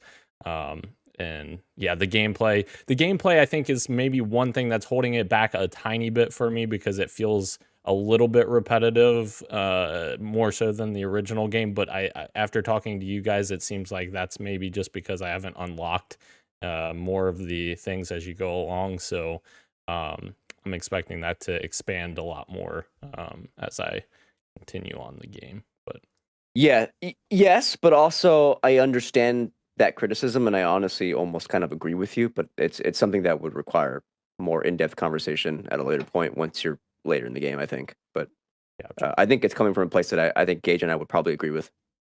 Gotcha. Yep. Okay. Yeah. Yeah, and the world building, fantastic. All of the environments look absolutely amazing in this game. So obviously, Sony Santa Monica knows how to crank out beautiful stuff with their engine. So very good stuff around there. So yeah, that's my game of the year, even though I haven't finished it. I love your asterisk. Yeah. Roshan, your Yes. number one pick. My number one pick is Signalis by Rose Engine. Holy shit, for real? For real. Wow. Christian talked about it as his number 3, I believe. Yeah. He talked about it way better than I could, but I'm gonna try. But yeah, Signalis is obviously a horror game, and I think the fact that I enjoyed it so much, being someone who doesn't like horror games, I think deserves like extra points in it by itself. That I got so much out of it, and we talked about this a little bit. I don't think I shared my thoughts so much, but in the chat like a couple weeks ago, Dan was talking about how frustrated he was about like some puzzles in God of War, and I also hate puzzles, especially in third-person action adventure games, where it just distracts you from getting to the next thing and padding out. It's just padding out your runtime. I think it's annoying, and we should just be playing the fun parts in those games. If the game has to be shorter, that's okay. The puzzles are stupid and annoying. They're skippable for a reason because they're stupid and annoying. Anyways, Wow. in this game, What is this? In this game, the puzzles are so awesome. I had such a good time like figuring them out, and I think it's because it's a horror game. It's part of the DNA of those kind of tense situations, trying to figure out something while somebody's chasing you. But I think Christian did something similar. But I have like 2 pages of notes Oh yeah. of just like random stuff. I drew the main character as well. Oh, She's so wow. cute. But yeah, I don't do this for video games ever, unless it's like story stuff. I don't make notes, and I just had such a great time writing down codes and figuring stuff out. And there's obviously the other side of things with the story. There's Christian's notes there. Oh my god, beautiful. And I think I have that page here with those the blocks. Oh, I know that one. Yeah. Yours is a lot nicer though. I just drew the symbols there, but yeah, the story is really cool. I think I need to go back or watch a video essay on it to really understand it. But there's a lot to dive into with the story there, and it's depressing. There's 3 endings, I think, and I think me and Christian got the same one, the memory ending. And Yes. yeah, that one was sad. But apparently there's ones that are sadder. So I was happy with what I got. But yeah, I'm excited to see what Rose Engine does next, because I think they have a pretty good start with Signalis for sure. So I'm excited to see what they can improve upon. But I think Signalis is a fantastic horror game, a fantastic game, and it's my number 1. Hell yeah. I love that game, dude. Before we get to Gage, I like any game that's making me crack open my textbooks from grad school. It's like, yep, this is a game for life for me. Gage, your final pick. Final pick. Number 1. Take it to the bank. Take us home. God of War Ragnarok. It's God of War. It's God of War Ragnarok because it has to be. I'm gonna put a big preference on there because I have so many problems with this game, and I want to discuss it so bad. But it is an incredible game. It does have incredible performances. What are you losing your mind at?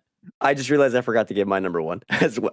That's what I was wondering. I was wondering. I was like, yeah. okay. I forgot. Do you want to go? Because I No, it's fine. It's fine. Okay. All right. Yeah, it's the gameplay is fantastic. Hacking and slashing as Kratos is amazing. The story highs I think are peak higher than the first one for me. There's certain moments, certain cutscenes that are incredible. I have not beat the game yet. I am like 30 hours in. I think I'm pretty much at the end. And there's a scene that happened recently that was like no spoilers or anything like that, but there's quite like a huge incident that happens towards the end of the game, and it's just like it's incredible. The performances in this game are really great. I have a lot of issues with it.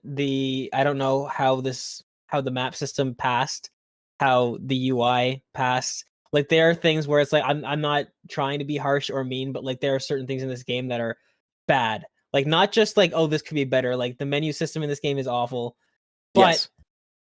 like it is still the best game of the year. Like it's still an incredible experience, even with all of its flaws. Like some of these high octane moments where you have these crazy boss fights that are so like just perfectly animated, and like it's just awesome. It's God of War. It feels epic. I don't think I'd ever guessed we'd get a game that feels this over the top and grounded at the same time. You know what I mean? Like this kind of feels like a win-win for me, where I like my grounded characters, my immersive stories, but like also getting to see, like, say this is from the 2018, but like when he's taking a dragon by like fucking grabbing his teeth and pulling his wisdom teeth out and then smashing his face into the side of a mountain. Like what? I can get both of those things in one game? That's fantastic. There we have it. I forgot to give my number one pick, so I'll mention that briefly. Yeah, it's Elden Ring. It's not winning any. I don't think it's going to win any tallies in our poll, but it's at least I want to mention that From Software is legit one of the most influential and powerhouse developers right now. Like legit, they are. You're going to see a lot of changes coming to open world games and kind of not just the combat, but like their design, like thesis. I think you'll start to see that influence come out in the next few years. Like what they did with their first open world game is again a cut above, far above so many open world games that are coming out right now. It is insane how my curiosity in video games was like reawoken. I have not felt curious about playing a game in so long, and this is one where I felt like I got lost in.